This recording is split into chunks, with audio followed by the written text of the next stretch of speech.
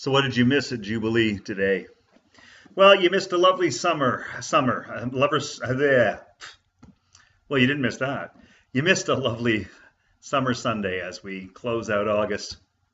A lovely gathering of people as we heard the beginning of Moses' story, as we heard about a Pharaoh who no longer remembered Joseph and feared the Israelites, the laborers, feared that they would flourish and take over. And we wondered a little bit about what's really changed in thousands of years. A leader who no longer remembers the past, a time when there was cooperation, and not knowing the past fears the other and reacts harshly.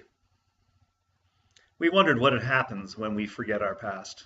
We no longer have stories of struggle and triumph, times when we have done great things and managed difficult situations, times when we've worked together. What happens when we forget all about that, when we no longer remember those times, and we simply focus on ourselves and become afraid of the other?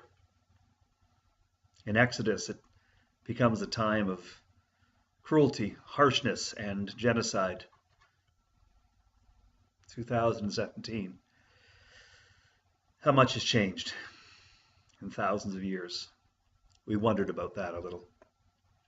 But we focused mostly on Matthew's gospel and Jesus turning to his friends, to his disciples, and asking of them, who do people say that I am?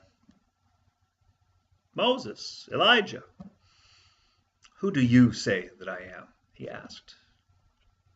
Peter got it right, but I wasn't so worried about getting it right, the Christ.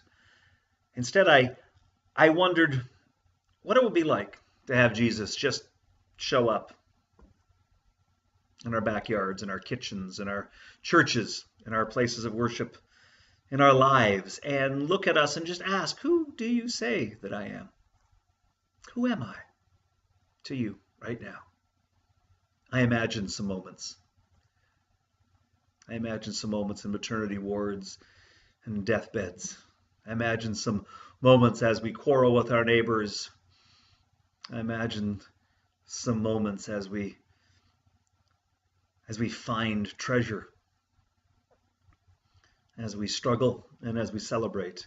In each of those moments, I imagine Jesus showing up like any one of my friends and looking at me and asking, who do you say that I am?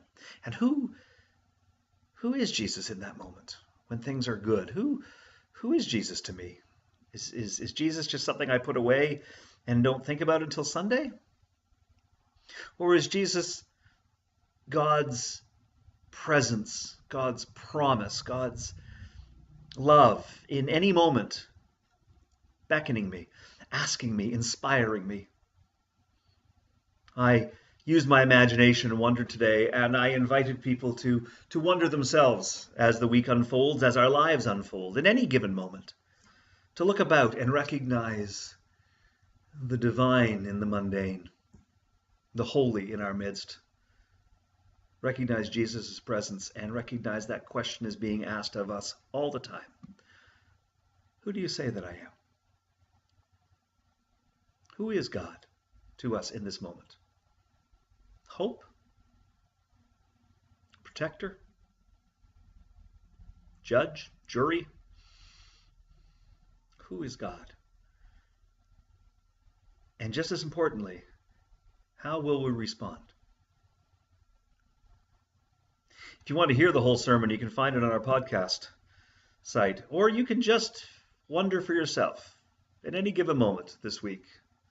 Imagine somebody sidling up to you, somebody who represents and is God's presence, looking at you with all of the mystery of the universe, all of the love you can imagine, all of the experience, all of the knowledge, past and present and future, and looking at you and saying, so here I am with you.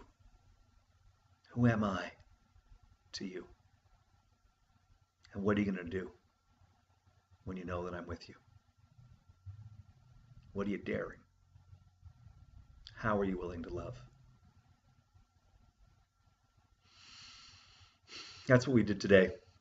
I encourage you to do this week and next week, and keep doing it until at least until we get to see you again, because we miss you, and it would be good to see you soon. Until we do, God bless.